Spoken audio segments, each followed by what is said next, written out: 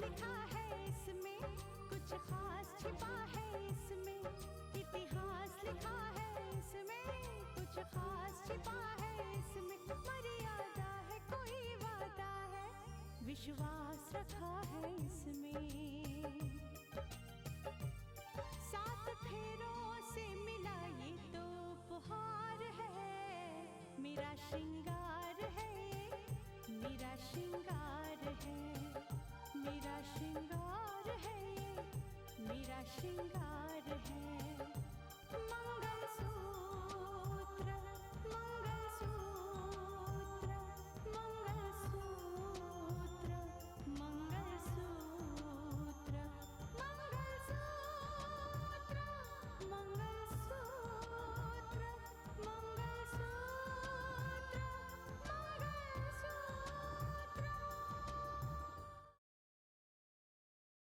माँ जी, बच्ची आपके पास है क्या? नहीं, मैं तो बिटिया को घर पे ही छोड़ के आई थी राधा के पास। माँ जी, राधा घर पे नहीं है, उसका फोन भी स्विच ऑफ आ रहा है, घर का दरवाजा भी खुला है। मैं एक बार फिर से जाके मार्केट में देखता हूँ, शायद कहीं नजर आ जाए। और सुनो, अगर तुम्हें वो मिलती है तो मुझे फोन करना। दीदी, नौकरानी ने जरूर बच्ची को गलत इरादे से चुराया होगा। मुझे लगता है वो जरूर रितिका से रुपयों की मांग करेगी। अभी भी अगर हम कोई अच्छा काम करें, नेक इरादे के साथ करें, रितिका की बच्ची को ढूंढने में उसकी मदद करें, तो मुझे लगता है कि हम जो चाहते हैं वो जरूर हो जाएगा। मैं बहुत कमजोर इंसान हूँ सुजाता, बहुत कमजोर इंसान। एक मिनट सुजाता, एक मिनट।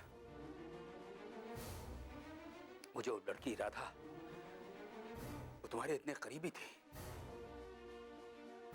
तो तुम्हें जरूर उसके गांव का कुछ अता पता होगा। उसका कोई ऐसा रिश्तेदार, कोई सगा संबंधी जो मुंबई में रहता हो या गांव में रहता हो, किसी का पता है तुम्हारे पास? ऐसा कभी पूछने का मौका ही नहीं दिया उसने। और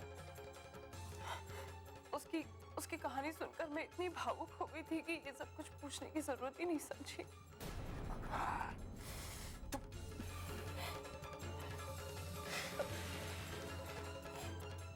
मुझे कुछ करना पड़ेगा।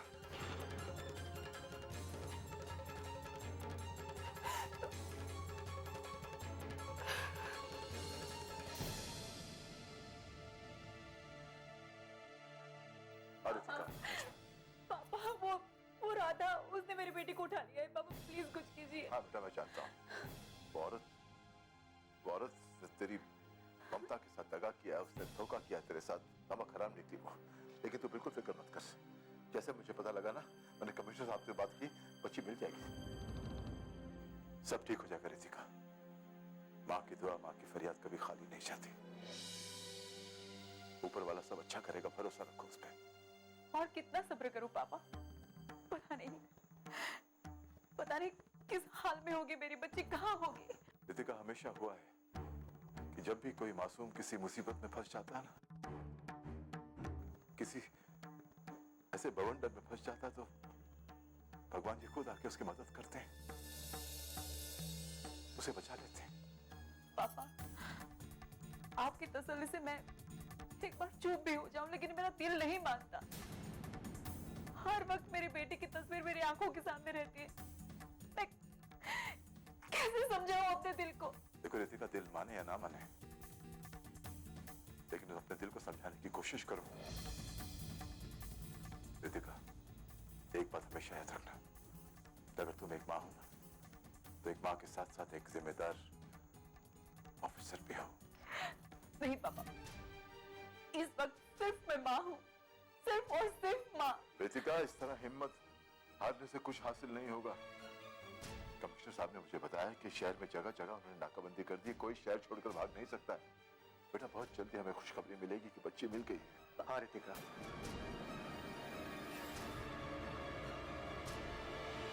आप लोग, भगवान हमारी प्रार्थना जरूर सुनेगा। रितिका, हमने तुम्हारी बच्ची के लिए मन्नत मांगी है, बच्ची जरूर मिल जाएगी। सूर्या, तेरी हिम्मत कैसे हुई यहाँ आने की?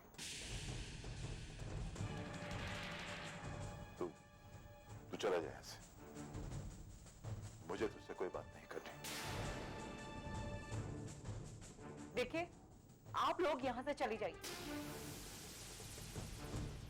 मेरा और पापा का आप लोगों से कोई रिश्ता नहीं है, समझ गए आप लोग?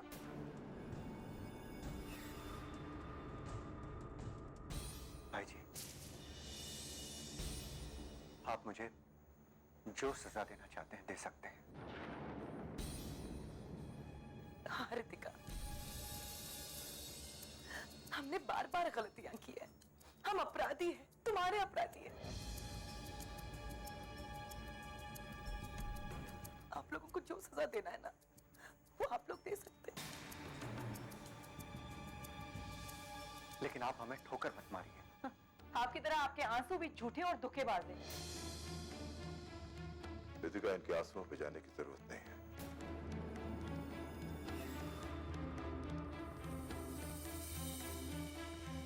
देखिए चाचा जी, मैं आप लोगों को आखिरी बार कह रही हूं, आप लोग यहां से चले जाइए।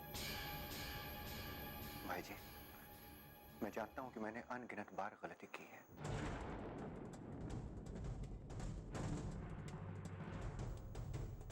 और आपने हमेशा मुझे माफ किया है।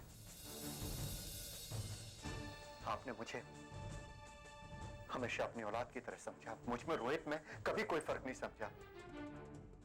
ये मेरी गलती है, ये मेरी मूर्खता थी कि मैंने आपको पिता ना समझने की भूल की। मुझे माफ कर दीजिए भाई जी, मुझे माफ कर दीजिए।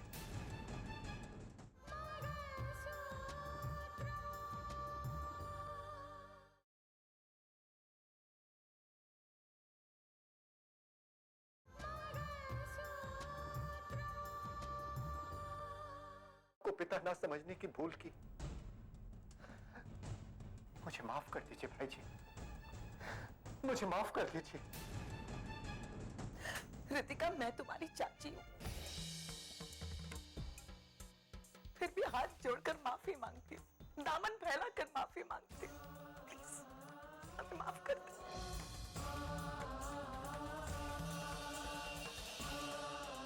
हम अपने मन पर अब और गुनाहों का बोझ लेकर जी नहीं सकते। मर जाएंगे हम भाई जी, मर जाएंगे। सूर्य, तू जानता है कि तेरी सबसे बड़ी गलती क्या है? तेरा सबसे बड़ा गुनाह क्या है? तूने हमारा वो घर, जो हमारा एक मंदिर था, तूने उसे बेच दिया। ये तेरा सबसे बड़ा गुनाह है। हमें अपने गुनाहों का बोझ हल्का करने दो। मरते मरते इतनी तो तसल्ली होगी कि हमने आप लोगों से माफी मांग ली। नहीं चाचा जी, आप मुझे अपने पाप का भागीदार मत बनाइए, समझ गई आप? कोई और रास्ता नहीं है रितिका। भाई जी और तुम्हारा अपमान करने की सजा मिली है मुझे। ये दर्द मैं तुम्हें नहीं समझा सकती। हाँ भाई जी, बेशक आप हमें माफ कर दें, लेकिन भगवान ने स्नेहा की कोख को उजाड़कर हमारे कर्मों की हमें ऐसी सजा दी है कि हम इसे कभी भूल नहीं पाएंगे। जिंदगी भर मैं अपनी ममता की मुजरिम रहूंगी। अगर आप लोग मुझे माफ नहीं करेंगे तो ये दर्द, ये बोझ मुझे जीने नहीं देगा। हाँ भाई जी, प्लीज हमारा पछतावा स्वीकार कर लीजिए। हमें चैन से मरने का हक तो कम से कम दे दीजिए आप। एक बार कह दीजिए कि हमें आपने माफ कर दिया, फिर आप हमारी मनु शक्ल ना भी देखे ना तो भी चलेगा। हम ये शहर छोड़ के चले जाएंगे।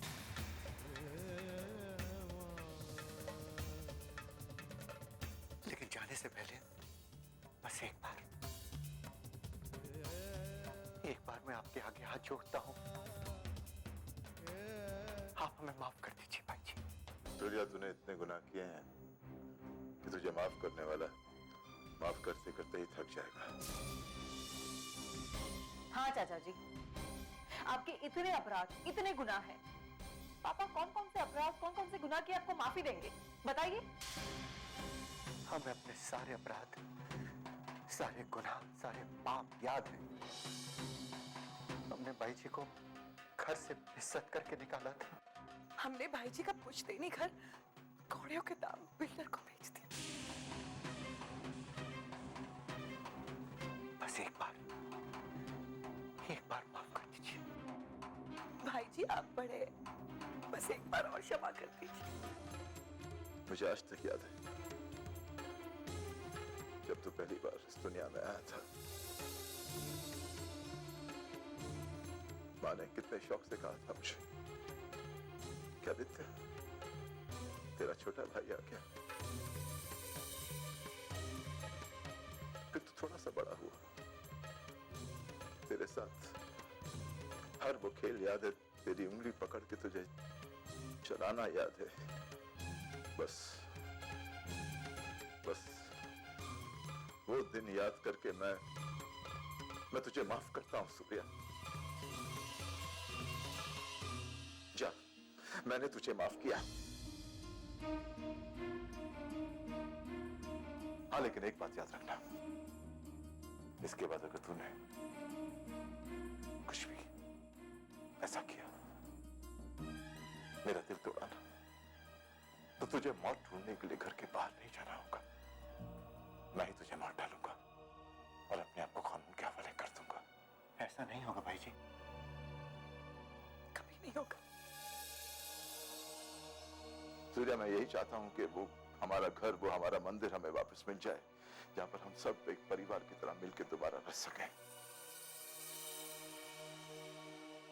अब ये बता कि उस बिल्डर ने तुझसे ये घर कैसे लिया, बता मुझे। भाई जी, आपके जाने के बाद जब मैंने उससे बात की,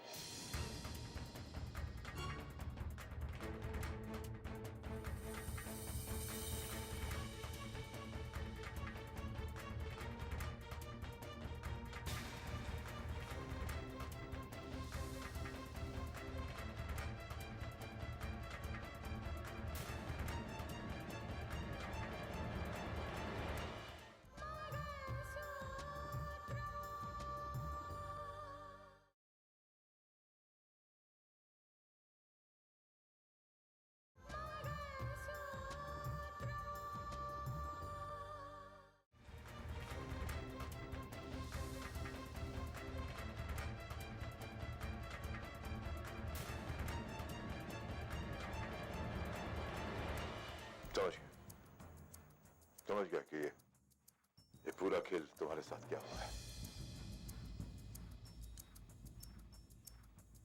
अपने भाई पे भरोसा रखना, अपना घर हमें वापस मिलेगा, मैं लेकर आऊंगा। अभी काम करो, तुम दोनों जाओ यहां से। भाई जी, आप भी हमारे साथ घर। नहीं सूर्या, फिलहाल मैं घर नहीं आऊंगा। मुझे मेरी नाती को ढूंढना है, रितिका की बेटी को ढूंढना है, उस बच्ची को ढूंढना है मुझे। और जब तक मैं उसे ढूंढकर उसकी मां की गोद में नहीं रखता, तब तक मुझे चैन नहीं आएगा, मैं कहीं नहीं जाऊंगा।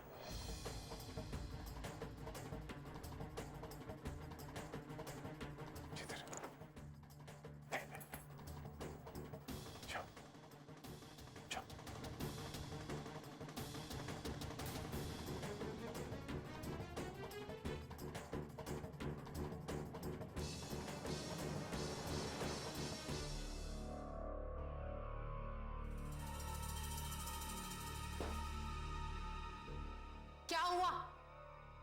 खाली हाथ आ गए? कहाँ है वो कलेक्टर की बच्ची? फकीरा भाई, राधा बच्चे को लेकर भाग गई।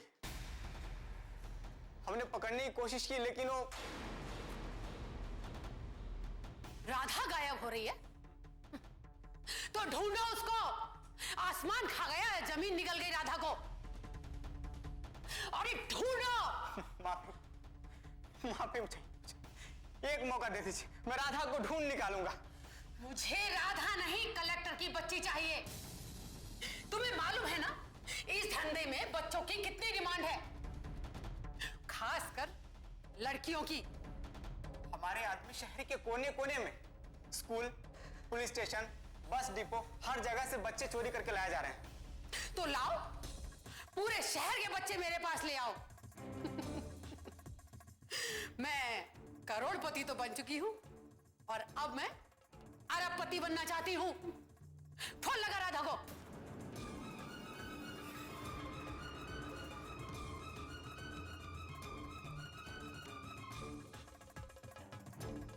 Not reaching.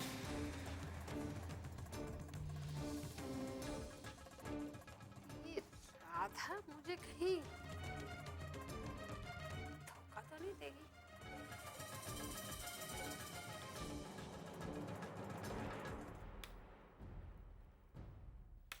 इंस्पेक्टर खान नाम है मेरा। मैं हलक में हाथ डालकर मुंह की तिजोरी से सच निकाल लेता हूं। इंस्पेक्टर साहब, हम भिखारी हैं, चोर नहीं है। आप हम पर शक करके हमारा बेकार में समय खोटी कर रहे हैं साहब।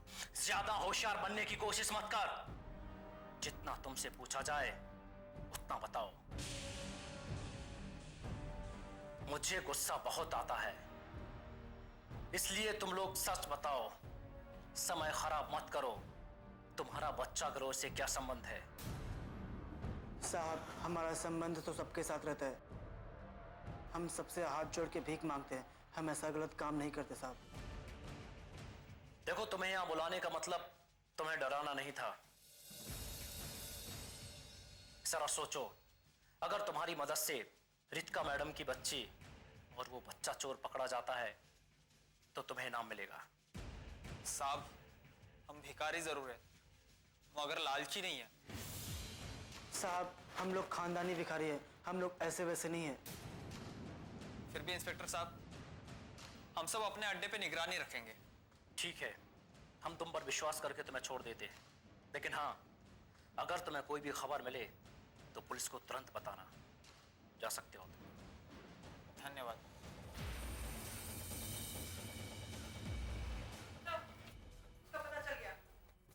किसका पता चल गया है? बच्चा गिरोह का। क्या? कौन है वो बच्चा चोर? वो इस शहर से दूर अपना अड्डा जमाई बैठी है। उसका नाम फकीरा बाई है। फकीरा बाई? तुम्हें उसका पता मालूम है? यस सर, पक्की खबर लेकर आई हूँ।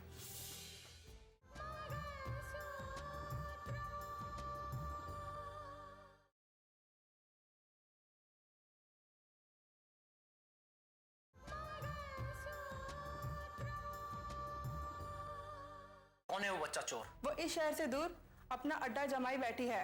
उसका नाम फकीरा बाई है। फकीरा बाई? तुम्हें उसका पता मालूम है?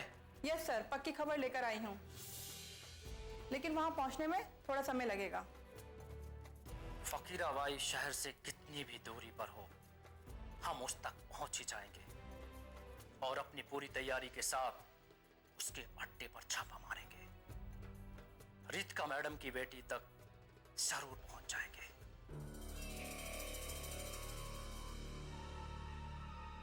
चुप हो जाओ। अरे चुप हो जाओ। चुप हो जाओ। क्या बात है बहन, ये बच्चा इतना रो क्यों रहा है? शायद इसे भूख लगी है। हाँ, इसे भूख लगी। चुप हो जाओ। अरे कैसी माँ हो, बच्चे को दूध क्यों नहीं पिलाती? तुम्हें इससे क्या? मैं इसे भूखा रखूं या दूध पिलाऊं? जाओ यहाँ से।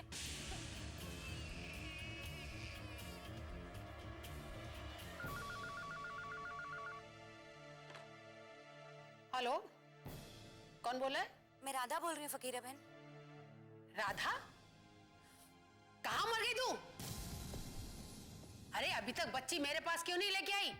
फकीरा भाई, आपके अड्डे पे पहुंचना बहुत मुश्किल हो गया है।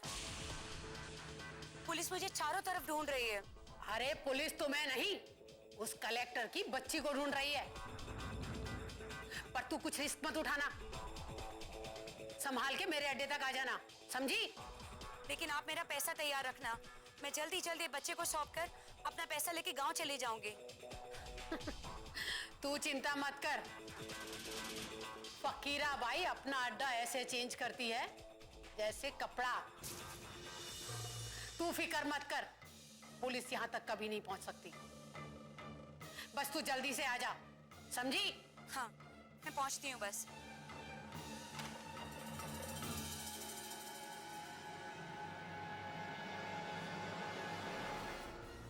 Yes sir. या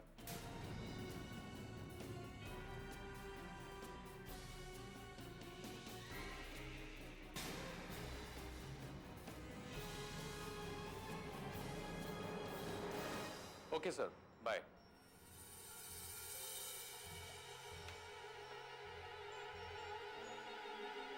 जज साहब का फोन था सर? हाँ, जज साहब का था।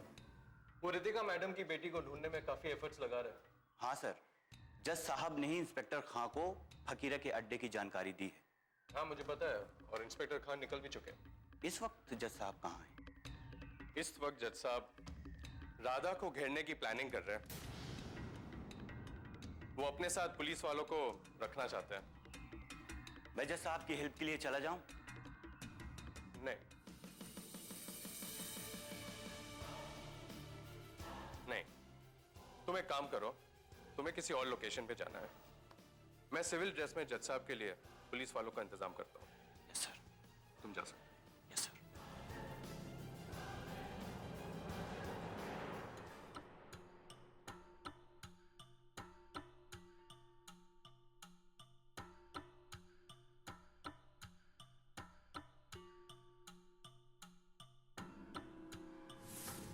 क्या बात है सूर्या?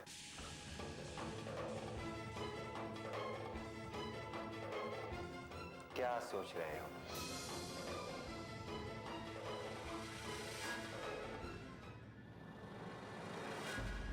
कच्चे धागे से बंधा इसमें संसार है, पिया का